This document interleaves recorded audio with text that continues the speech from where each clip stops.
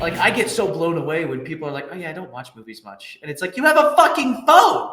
You have a phone. You can do it anytime you want. And it's like, it almost hurts me to realize that it's like, it's because the modern era of streaming is more based towards short form content. And people just don't have the patience to watch a 2-hour film on their phone when they could be up and about with like a video essay about video games, doing other stuff. And it's like, it's tragic because it's in a way the death of film, but in a way it's like a great opportunity for filmmakers and the movie theater industry to really bring people back to the theater. Lower your prices, make movies a thing again, so people like have incentive to go to the movies.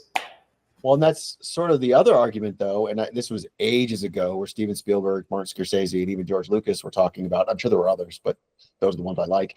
We're talking about movie theaters are going to be more comparable to a drama theater production, in that big movies will go to the theater. It will become an event where you go. You might pay a little bit more, but the seating will be better. The food and all that stuff that could potentially accompany it, and the experience itself will be better. And I think we need both. Yes, absolutely. We need those options, but I think that's kind of what we're saying with Tenet, or in my opinion. And I know people are like, oh, I'm so tired of comic book movies. Like, shut up.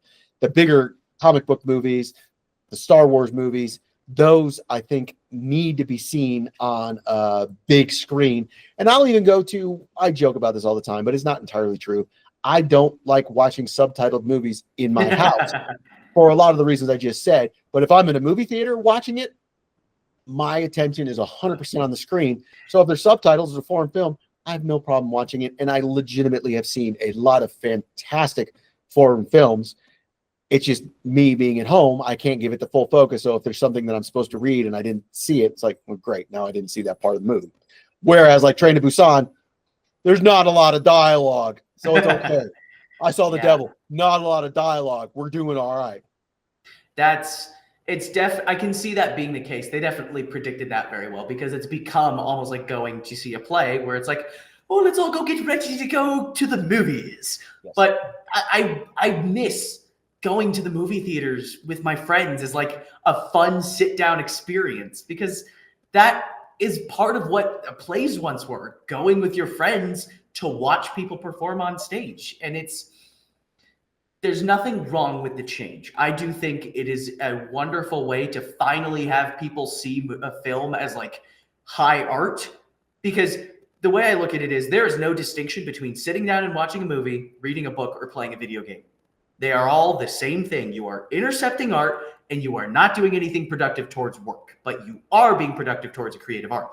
I am so frustrated that only books are considered high art in that respect, because it should be all three, as they are kind of the same thing in a way.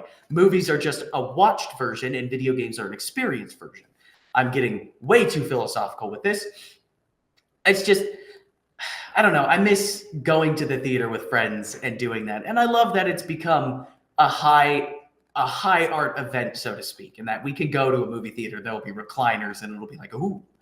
But I miss the easy availability to go to the theater as well. That would be interesting to, again, when we become billionaires and we could do this, have two separate styles of viewing experiences in our theater, where you have sort of the Rocky Horror Picture Show, where everybody could yell at the screen. It's a group effort and you're having fun. I'm thinking of like comedies and stuff like that. That would be great. I once saw CB4 in a Black-dominated theater, and it was one of the greatest experiences ever. Yelling at the screen, laughing. I loved it, and it was opening night. I never really even Endgame. Endgame was another great one with audience interaction. And I'd argue A Quiet Place, because holy fuck, that is the most quiet I've ever heard a theater. Well, that would be the other experience that I would say, is that you go as almost like a play musical experience, where you would sit back and you were zip it, watch the full experience. There was no audience interaction. So that was more the theater experience.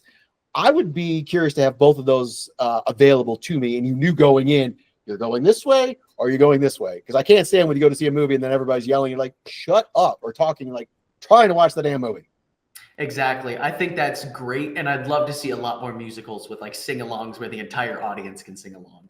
Because I feel like what's so great about Rocky Horror becoming like this classic interactive experience is that it builds a sense of community around a story and a movie. And that's such a fun thing you can do with so many musicals and other movies as well. So I'm pulling you a fast one.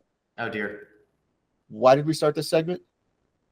Christopher Nolan. And now we're on to the film industry. I was literally like, what were we talking about? Anywho, so let us know your thoughts on Christopher Nolan and Guy Pearce if you want to add that. And definitely let us know your opinions on film, digital, analog, all of the above, movie theaters, home viewing, whatever you want. We love to listen. We obviously love to just talk nerds. So let us know in the comments below. Nerds out.